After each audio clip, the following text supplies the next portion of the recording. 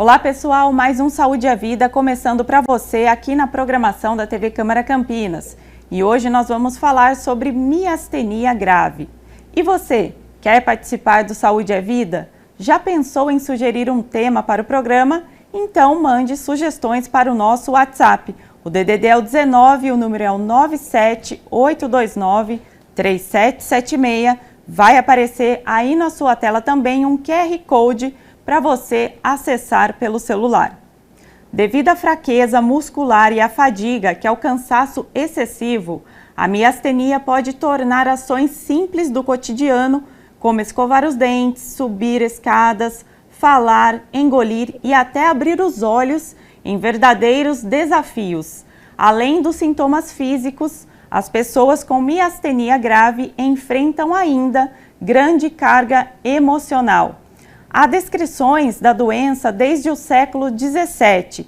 De lá para cá, houve avanços nas pesquisas, diagnóstico e tratamento. E para falar sobre esse tema, a convidada do programa de hoje é a neurologista Carla Stella. Ela também é especialista em doença autoimune. Doutora Carla, muito obrigada pela sua participação aqui no Saúde à Vida. Muito obrigada. Eu que agradeço o convite. É muito importante essa divulgação. Com certeza, doutora. Para a gente começar, eu acho importante explicar, para quem está em casa, o que é a miastenia grave e explicar também o significado dessa palavra, O que é miastenia?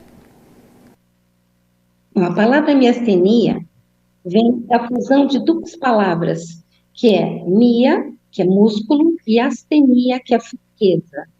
Então, não é uma fraqueza muscular inespecífica, é uma fraqueza muscular coligada a uma situação autoimune. O que significa isso? Nós temos um sistema imunológico que está pronto para nos defender desde a vida intrauterina. Então, ele reconhece tudo que temos, nossos olhos, nossas unhas, cabelo, pele, todas as nossas vísceras, cérebro, tudo, pâncreas, tireoide, enfim. Em determinado momento, ele pode desencadear um fenômeno cujo o linfócito, que é essa célula específica, passa a não reconhecer determinado elemento do nosso corpo.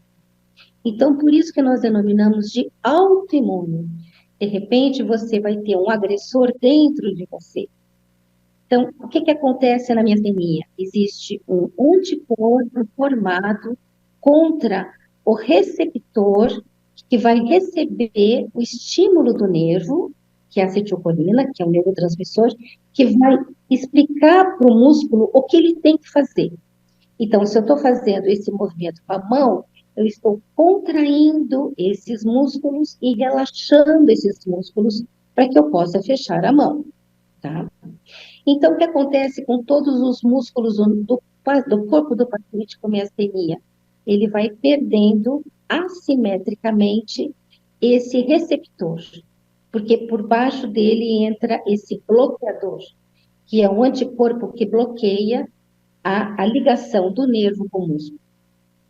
Nós temos as formas mais simples, que são de mais difícil diagnóstico, que é o ocular, quando o paciente pode ter uma ptose palpebral de um lado só, e às vezes um estrabismo, que ele vai começar a ter uma visão dupla. E aí ele começa uma peregrinação em oftalmologista. Então, nós chamamos isso da crise clínica da forma ocular. Nós temos uma outra forma da miastenia que é generalizada, que é o paciente que começa desde muito cedo a não conseguir fazer determinados exercícios, ele entra numa fadiga muito rápida. E assim, é sempre muito mais vespertina. No final do dia ele já não consegue fazer quase nada. Porque de manhã o músculo ainda está em repouso, ainda tem o resíduo da acetilcolina, consegue fazer alguma coisa, mas no final ele não consegue mais. Às vezes nem abrir os olhos, nem engolir, nem falar, nem se movimentar. Temos a forma também que é a mais grave, onde ela é deflagrada por algumas infecções e os pacientes acabam evoluindo para situações onde ele para de respirar e precisa de um respirador. Então, nós temos essas formas, que é a forma ocular, a generalizada, a bulbar, que é essa onde ele para de, não consegue respirar nem engolir, e a forma neonatal. A forma neonatal não é autoimune, tá? Ela é uma forma, uma disfunção genética. A criança que nasce com miastenia, ela pode receber esses anticorpos da mãe miastênica, mas ela vai ter uma miastenia transitória, que até ela sair da maternidade o bebê já está normal.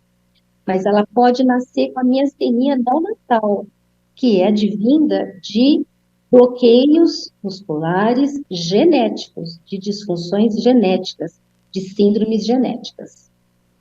Doutora, até a minha próxima pergunta seria exatamente essa, né? Quais são os tipos de miastenia? Como a doutora respondeu já para a gente aqui, eu gostaria de saber, então, quais desses tipos, né, dessas formas, são os mais incidentes, né, na população? Tá, eu diria que é uma doença de uma população jovem. Miastenia não é uma doença extrema, de extremidades, né? Nem de criança, nem de idoso. 85% ela vai comprometer a segunda, terceira década de vida. É um paciente jovem, um paciente pré-adolescente, adolescente, adulto jovem, que está no esplendor da sua vida, no auge da sua produção. Então, é uma doença de pessoas jovens, como todas as doenças autoimunes. Nós só temos uma forma, que é a miastenia tardia, que ela vai comprometer a partir da sexta década de vida, que também pode ocorrer, tá? Então, nós temos essas formas, que são as mais vulneráveis, as faixas etárias mais vulneráveis, e que nós temos que ficar muito atentos. E é de difícil diagnóstico, porque o exame confirmatório é um exame caro, que é realmente, assim, a pesquisa do anticorpo antirreceptor da acetilcolina. Esse é o padrão ouro de diagnóstico. O segundo padrão, que também nós utilizamos, é eletroneuromiografia, que é aquele exame das agulhinhas onde o médico vai pesquisar a potência de cada músculo. E ele consegue informar para nós que existe uma doença muscular. E a partir daí nós temos que investigar. E o terceiro diagnóstico, claro, que é o mais soberano, é o clínico, que o paciente vai trazer essa informação para nós.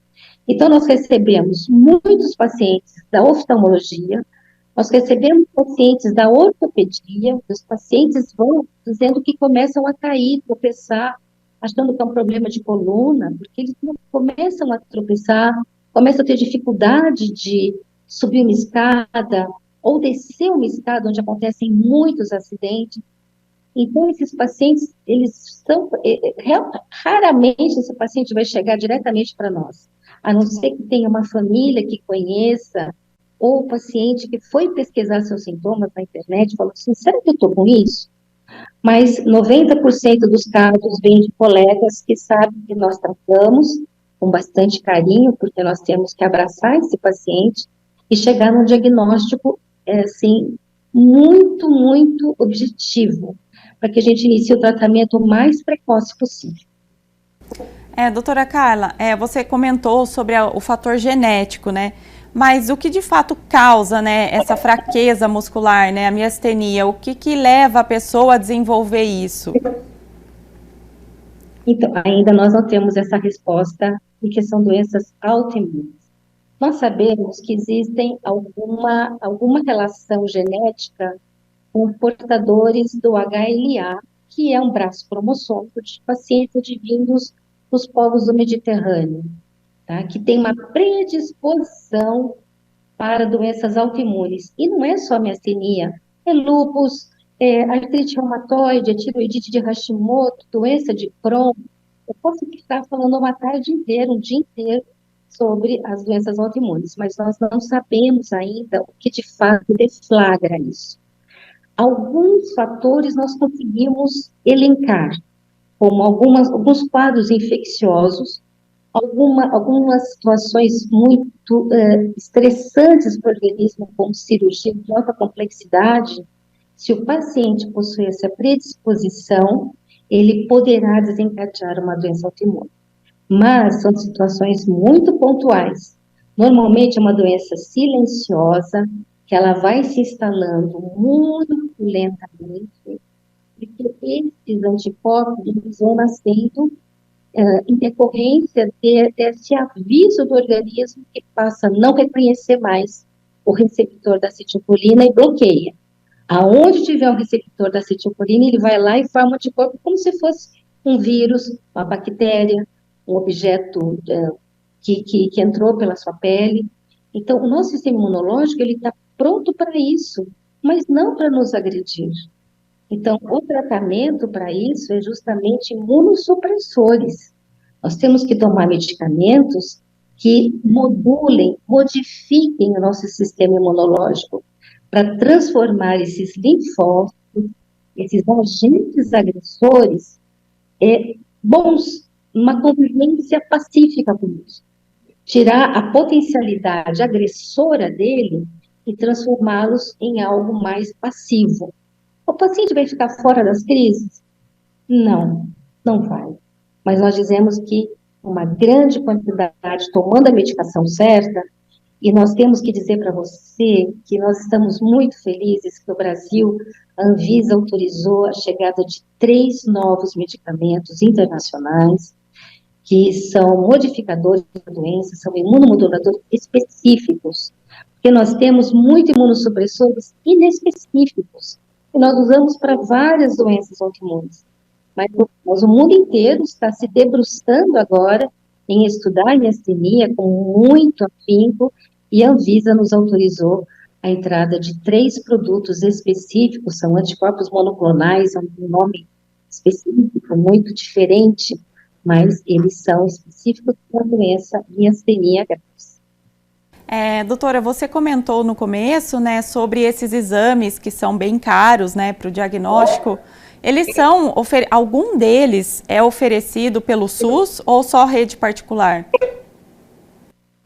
Na verdade, assim, o SUS ele libera, ele autoriza todos os exames que eu já expliquei para você, inclusive a tomografia de tórax, para a gente avaliar o timo.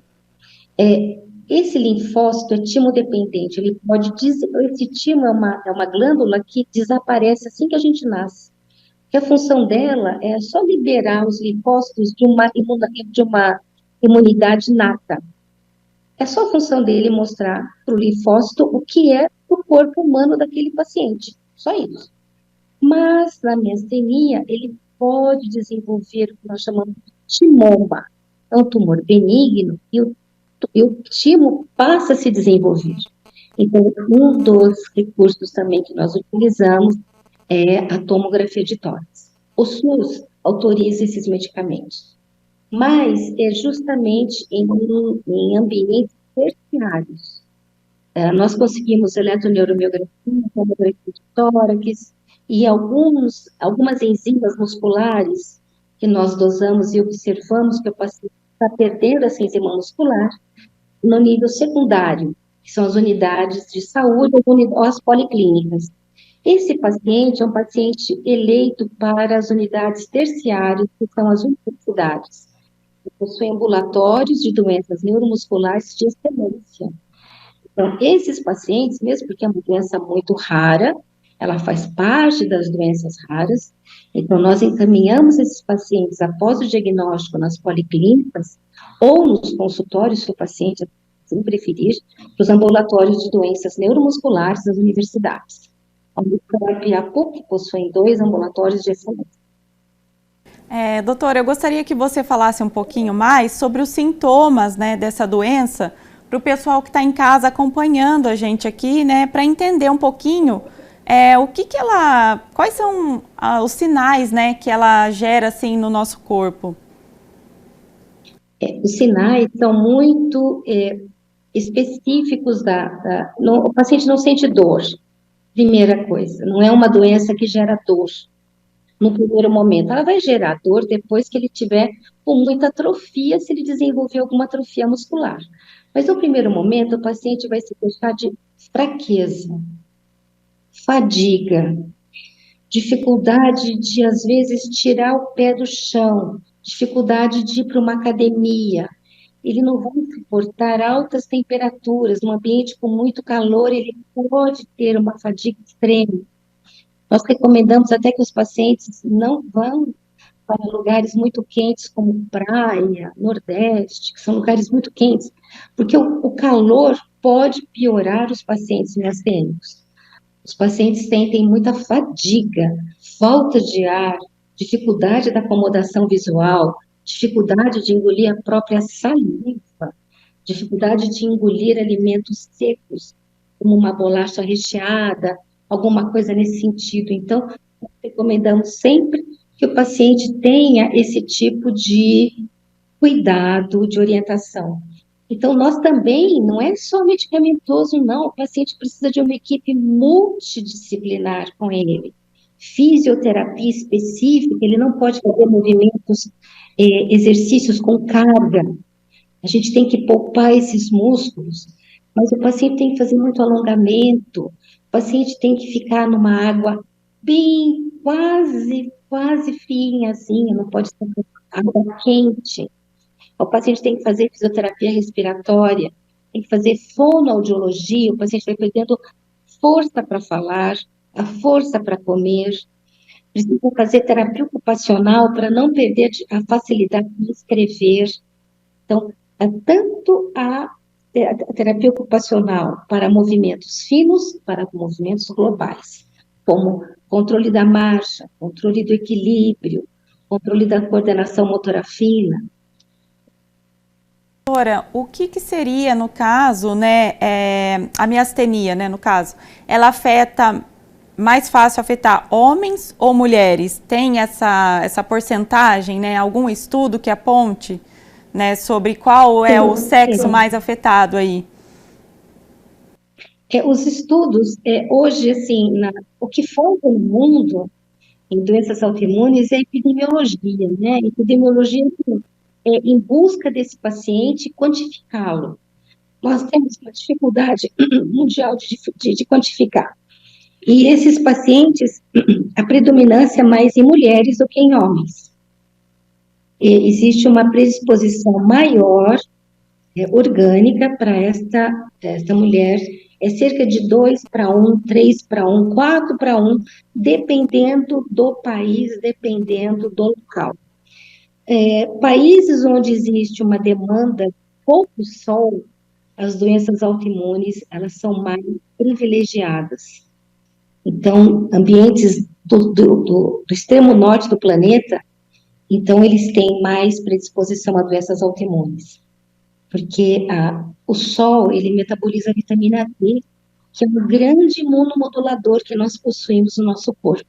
Não é só uma vitamina, não, é um grande imunomodulador. Então, esses pacientes ficam mais expostos. Interessante, né, isso que você trouxe, né, a questão do sol, né, pra gente, né. Doutora... O sol é fundamental. Pode continuar, por favor.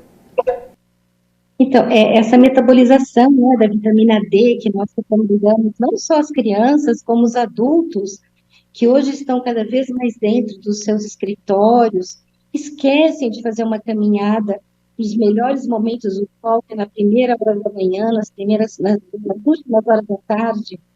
Então, nós pedimos sempre que não se afastem do sol. Claro que aquele sol, o câncer de pele, a gente pede para eles se acostarem, que é das 9 da manhã até as 3 da tarde. Mas as primeiras horas do sol e final de tarde são ótimas horas para uma caminhada, uma exposição ao sol. Ela é muito bonita, ela é um remédio natural que Deus nos deu, né? Doutora Carla, eu estava pesquisando, né, sobre o tema e existe aquela chamada crise miastênica, né? Eu gostaria que você explicasse também o que é essa crise, né, e quando que ela começa a surgir, né, na vida do paciente. Já é no começo, é mais após o diagnóstico, após alguns anos, como que isso ocorre? 90% dos pacientes, como eu estava conversando com você, Débora, 90% dos pacientes, eles eles não vêm na crise miastênica, né? Eles vêm por queixa mesmo de alguma coisa que está incomodando. O difícil é você abraçar essas queixas do paciente e seguir na investigação. Mas a crise miastênica, ela é extremamente grave. O paciente tem uma paralisação súbita dos dois olhos, existe uma queda palpebral bilateral, que o paciente não consegue sustentar os olhos, ele até faz o movimento de tentar enxergar por baixo, mas ele não tem força muscular, e ele tem uma diplopia, existe um estrabismo, os músculos não conseguem alinhar a visão para aquele foco. Um ou outro sai do foco, então você observa isso e fala, estamos diante de uma crise miastênica. Ou uma paralisia, eu já peguei um paciente que era um trabalhador do serviço de construção civil. Ele veio carregado pelos amigos, porque ele pegou um dia, ele chegou muito cedo, trabalhou muito, ele estava fortemente gripado, estava infectado, era uma pneumonia já, e ele caiu na obra, não conseguia ficar em pé, ele chegou assim, carregado pelos amigos no pronto-socorro, e foi aí que nós identificamos que não só havia perda de força nas pernas, como já havia perda de força em todo o corpo dele, uma dificuldade respiratória importante, ele não conseguia já respirar com os intercostais, ele estava com uma dificuldade até de falar, de respirar, estava realmente desaturando. Então, esse é uma crise miastênica maior, que nós chamamos, né, onde o paciente, ele chega carregado, e o paciente não tem força para empurrar um pé, para subir numa maca, para dar alguns passos, ele já vai para a cadeira de rodas, e aí você magicamente entra com uma medicação que resgata essa musculatura e o paciente melhora. Então, nós temos esse medicamento que tem pronto atendimento e que faz também o diagnóstico dessa doença, que é a prosigmina. Você faz uma injeção, se você tiver muita dúvida, então a gente já faz essa medicação no pronto-socorro e o paciente rapidamente já consegue recrutar. E esse é o medicamento que o paciente vai tomar via oral em casa. Ele continua tomando em casa essa medicação. Doutora, aproveitando que você comentou sobre o tratamento, eu gostaria que você explicasse mais um pouco, né, sobre esse assunto, né? Quais são os tipos de tratamento, se são só basicamente os medicamentos ou existem outras alternativas também, né, para esses pacientes? As alternativas são inúmeras, né? A gente sempre trabalha com uma equipe de apoio, inclusive com uma psicóloga, porque é difícil você dar esse diagnóstico para um adolescente, para um adulto jovem, né? Ele vai perguntar, eu vou poder casar, eu vou poder ter filhos, como vai ser minha vida, vou poder dirigir, vou poder ter carro, e aquelas perguntas, eu posso dirigir moto, posso dirigir um que são elementos extremos, assim, de movimentação. Então, eu sempre explico para o paciente que ele vai passar por um atendimento psicoterápico para ele aprender a viver e a conviver com essa doença, porque vai ser para o resto da vida. Infelizmente, doenças autoimunes vai te acompanhar do momento que você adquire, ou ela brota dentro de você, ela nasce dentro de você, esse evento acontece até o último dia da sua vida. Mas recursos nós temos, então nós temos toda uma equipe especializada para isso, tem no SUS, tem no sistema privado de saúde, nós temos nas universidades, nós temos medicação dada pela farmácia de alto custo, de alta complexidade, nós temos os imunossupressores que o governo fornece, são medicamentos muito caros e que o governo ele subsidia todo esse tratamento. Não tem por que dar qualquer forma de trabalho nesse sentido. O paciente vai se sentir todo amparado nesse sentido. Doutora, eu gostaria que você falasse um pouquinho, né, quais são as barreiras para esse diagnóstico da miastenia, porque às vezes ela também pode ser confundida com outras doenças, né, e isso é muito difícil. Eu gostaria que você falasse um pouquinho. E são confundidas, são muito confundidas, né? Hoje, os médicos têm cada vez menos tempo nos ambientes de trabalho para fazer um exame de força, de tônus. A gente acaba ouvindo o que o paciente tem, e o paciente às vezes tem até vergonha de dizer que ele está com essa fraqueza. Então, o paciente sozinho em casa, ele começa a se alimentar de uma maneira, isso acontece com muita frequência. Ele começa a comer desesperadamente, achando que é uma fraqueza. Então, toma N vitaminas, muitos energéticos, que só vão complicando e atrasando o diagnóstico. Então, o que nós sempre recomendamos, assim, tanto esse tratamento mais objetivo, como o tratamento mais complementar que nós utilizamos das medicações de alto custo que nós temos, e que o governo nos fornece, não há falha de fornecimento.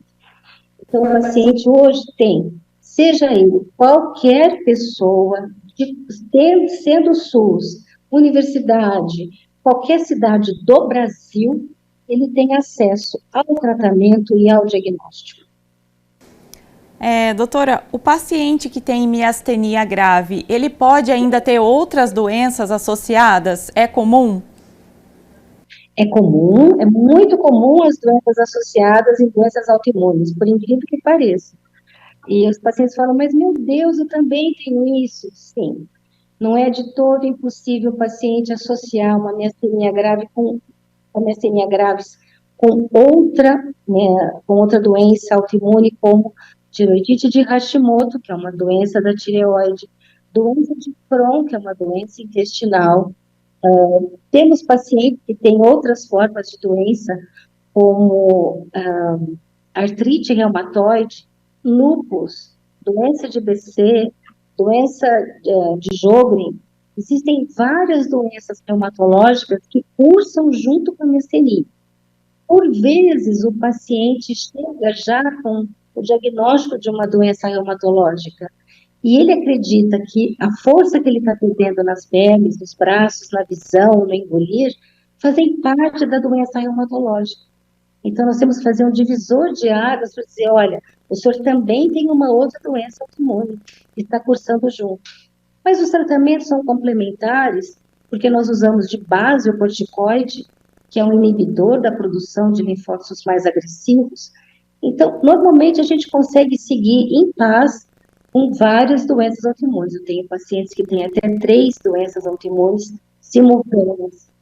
Então, é muito complexo nós escolhermos a que estiver de pior gravidade para fazer a escolha do tratamento mais agressivo, e as outras nós vamos trabalhando o que é possível. Doutora, o que muda, né, na vida do paciente após o diagnóstico de miastenia? Ele tem que alterar todo o percurso, né, assim, recalcular a rota, né, como a gente costuma dizer. Isso. É por isso que o psicólogo é importante. Apesar que eu tenho todo o tempo do mundo para conversar com os meus pacientes e explicar que ele pode ter uma vida normal, né? Recentemente eu tive o nascimento de uma bebezinha, filha de uma paciente minha com miastenia, que foi eu trabalhei junto com uma outra obstetra que é especialista também em doenças autoimunes. Então nós vamos formando equipes para que a gente possa dar toda a qualidade de vida para essa paciente, toda a alegria dela viver. Nasceu super bem, ela está super bem e segue muito bem, graças a Deus. Então, a gente tem que considerar para o paciente algumas situações. Olha, vamos evitar... mas eu gosto de fazer escalada em paredão. Tá? Vamos tentar mudar outra atividade física, né? Vamos fazer outra atividade física. Então, a gente tem que conversar com o paciente. Às vezes eu falo assim, eu vou te proibir 2 coisas, pelo amor de Deus, pular de paraquedas e fazer mergulho autônomo em noite escura, pelo menos isso. Mas os pacientes compreendem a gravidade que é a exposição deles em situações extremas. Eles podem fazer tudo. Tem que continuar trabalhando. E claro que a gente vai sempre comunicar a empresa na medida do possível, comunicar a todos que estão com ele, a família, o marido, a esposa, os pais, de como deve ser tratar esse paciente em termos, inclusive, de uma dieta alimentar. Eu não quero que esse paciente fique sobrecarregado de carboidrato, que dá muita energia, mas ele não pode ganhar peso.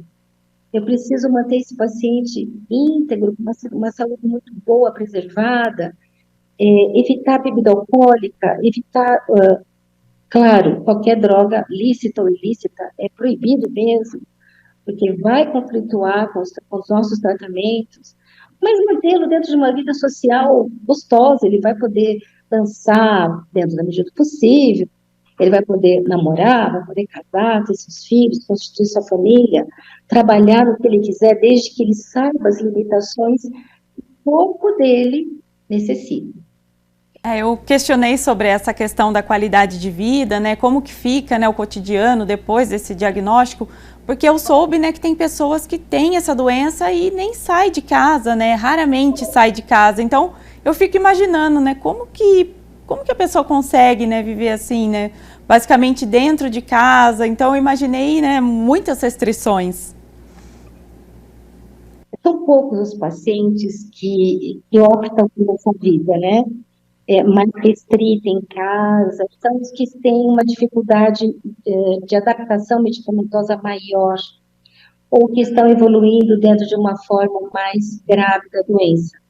Mas a pandemia nos ensinou muitas coisas, que ficar em casa não é o final do mundo, o mundo inteiro que se comunica pela tela, nós estamos aqui nos comunicando muito bem, a gente faz consultas online com os nossos pacientes do Brasil inteiro, nós nos comunicamos, os pacientes participam das nossas lives, e nós fazemos com que os pacientes, por favor, saiam de suas casas, tenham uma vida ativa, vão ao teatro, vão ao cinema, passeiem pelos parques, tomem sol, tenham uma vida normal, vocês podem ter essa vida normal.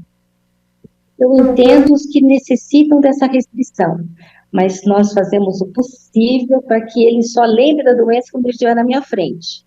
Ele saiu da minha frente, ele esquece, fechou a porta do consultório, ele é outra pessoa.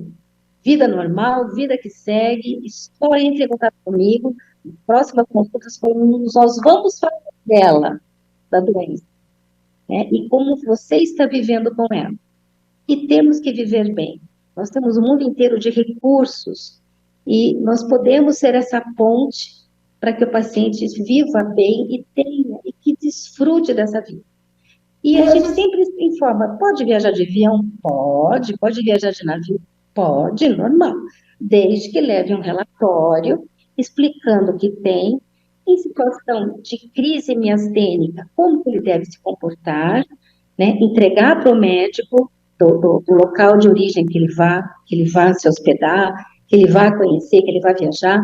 Então, ele vai com uma recomendação nossa, tudo que o paciente tem, crise miastênica, como se comportar, que medicamento está fazendo uso, quanto tempo de consulta tem.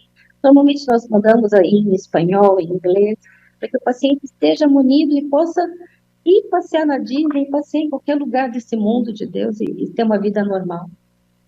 Doutora Carla, para a gente, né, começar já a encerrar aqui a nossa entrevista, né, nosso bate-papo, para as pessoas, né, que começarem a sentir qualquer tipo de fraqueza, essa questão assim muscular, né, e que está em casa e escutando aqui o nosso, né, vendo aqui a nossa entrevista, quais são as orientações? Ela precisa já recorrer a qual médico, buscar qual tipo de ajuda? Olha, fraqueza, seja ela fraqueza muscular, fraqueza em enxergar, um cansaço visual. Eu tenho uma professora que é minha paciente, que no final do dia ela fala para os alunos, eu vou ter que fechar meus olhos porque eu estou muito cansada, mas eu vou continuar dando aula para vocês. E eles estão acostumados com ela nesse sentido. Então, ela elimina aquela fadiga, depois ela volta, abre os olhos e continua de novo. Então, o que eu explico sempre? Fadiga, falta de força na perna, eu estou tropeçando mais do que o normal, eu estou gastando a ponta do meu tênis, a ponta do meu sapato mais do que o normal, Eu tropeço em escada para subir, para descer, ou para descer. Eu tenho dificuldade de engolir algumas bolachas, se elas são muito secas, ou pão muito seco. Se eu engasgo com água, procurem um neurologista. Não perca tempo, procurem um neuro. Ele vai dizer se é ou se não é. Pode ficar tranquilo. Não tenho medo de ir no neurologista. A gente está aqui para ver força muscular, tônus muscular, a qualidade do seu nervo, a qualidade da marcha, a qualidade do seu equilíbrio, a qualidade da sua vida. E o mais rápido possível. O diagnóstico precoce é fundamental, né, doutora? Que aí, quanto antes o tratamento iniciar, mais rápido a pessoa vai ficar melhor ainda, né? Com certeza. E são pacientes que, quando iniciam um tratamento muito precoce, eles levam uma vida muito, muito, muito saudável, tranquilos. Eles são pacientes que têm poucas internações hospitalares. A gente protege de todas as formas, os pacientes estão todos vacinados. A gente explica situações onde são de maior risco, por exemplo, para eles frequentarem.